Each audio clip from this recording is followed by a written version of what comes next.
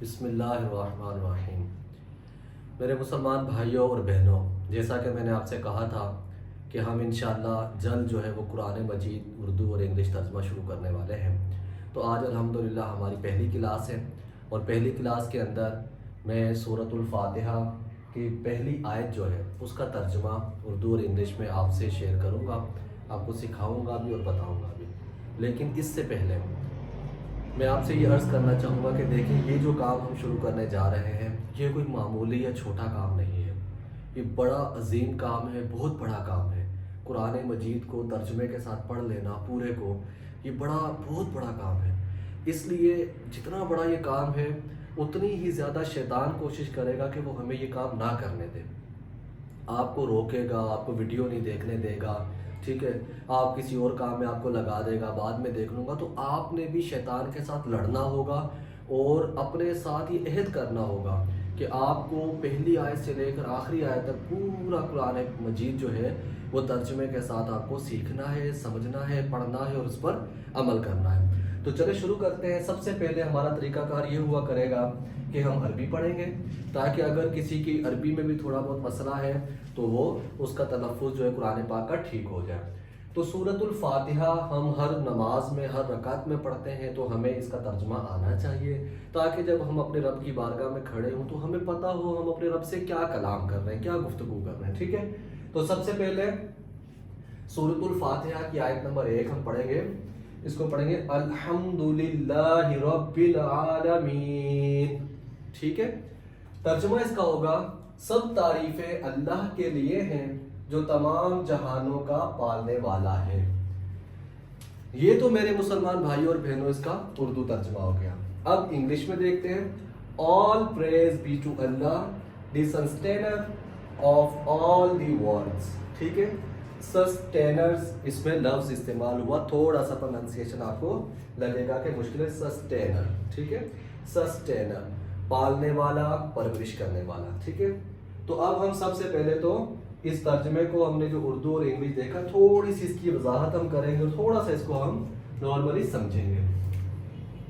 دیکھیں جو پہلا لفظ ہے الحمد، اس میں دو الفاظ مل کر یہ ایک لفظ بنا ہے۔ ایک لفظ ہے الف اور لام اور دوسرا ہے حمد، یہ دو الفاظ سے مل کر الحمد بنا، ٹھیک ہے۔ تو میری ماں اور بہنوں اور بھائیوں، حمد کا مطلب تو ہم سب کو پتا ہے کہ تعریف، اس میں اللہ تعالیٰ کی پاکی بیان کی جائے۔ جب اس کے ساتھ ہم نے الف اور لام لگا دیا، الحمد کہہ دیا، تو اب اس کا ترجمہ ہو گیا سب تعریف ہے۔ پہلے صرف اس کا ترجمہ تھا تعریف، حمد کا مطلب تعریف، لیکن جب الف لام لگایا تو اس نے اس کے ترجمے کے اندر ایک اضافہ کیا اور وسعت پیدا کی کہ تمام تعریفیں۔ اب تمام تعریفیں یا سب تعریفوں سے مراد کیا ہے؟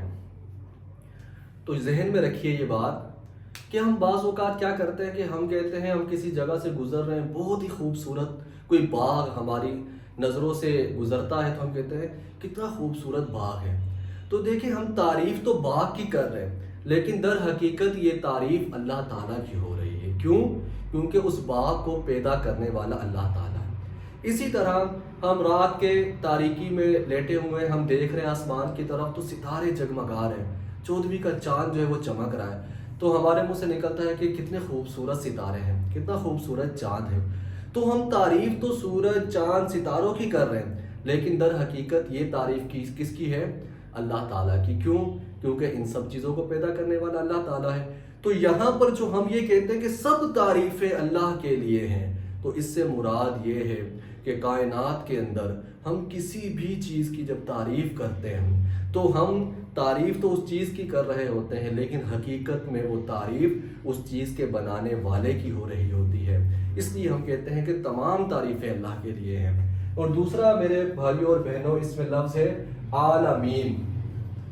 تو دیکھیں یہ عالمین جو لفظ ہے یہ عالم کی جمع ہے، ٹھیک ہے، عالمین، عالم کی جمع کہ تمام جہان، اور اس کو انگلش کے اندر انہوں نے کہا all the worlds۔ اب جہانوں سے مراد بہت سارے جہان ہیں، جو ہمیں پتہ ہے وہ بھی، جو نہیں پتہ وہ بھی، سب کا پالنے والا اللہ تعالیٰ۔ یعنی انسانوں کا جہان الگ ہے، فرشتوں کا جہان الگ ہے، پرندوں کا جہان الگ ہے، چرندوں کا جو جہان ہے وہ الگ ہے، اسی طرح اور بھی جتنے جنات کا جہان الگ ہے، جتنی مخلوقات ہیں، جتنی کائنات کے اندر جتنے جہان ہیں، ہم جانتے ہیں نہیں جانتے، ان تمام جہانوں کا پالنے والا اللہ تعالیٰ ہے، ہمارا رب ہے۔ تو اس آیت کا مختصر سا ترجمہ اردو انگلش یہ ہوا۔ عربی کے اندر یہ دو چیزوں کی وضاحت میں نے کر دی، اور یہ جو لفظ للہ، دیکھیں للہ، تو یہ للہ میں ایک لفظ اللہ ہے اور ایک لام زیر لی ہے، لام زیر لی اس کے ساتھ مل کے للہ ہی بن گیا، ٹھیک ہے۔ تو اس یہ لام زیر لی کا جو مطلب ہے، اس کا عربی میں ترجمہ ہوتا ہے کے لیے، ٹھیک ہے، للہ، اللہ کے لیے۔ تو ہم عام طور پر اردو میں بھی یہ بات کرتے ہیں، للہ یہ کام آپ کر دیجئے، یعنی اللہ کے لیے یہ کام آپ کر دیجئے، ٹھیک ہے۔ تو یہ عربی کا مختصر سا ہم نے اس میں تعارف دیکھا، اور انگلش کے اندر all praise be to اللہ، تمام تعریفیں، سب تعریفیں اللہ کے لیے ہے، the sustainer of all the worlds، جو تمام جہانوں کا پالنے والا ہے۔ تو میری مسلمان ماؤں، بہنوں اور بھائیوں، پھر ایک دفعہ آپ سے گزارش کروں گا کہ اس سلسلے کو آپ نے روکنا نہیں ہے، قرآن پاک کی آخری آیت تک میرے ساتھ رہنا ہے۔ انشاءاللہ ہم پورا قرآن پاک اردو انگلش ترجمے کے ساتھ پڑھیں گے، ملیں گے اگلی آیت کے ساتھ۔ اللہ حافظ۔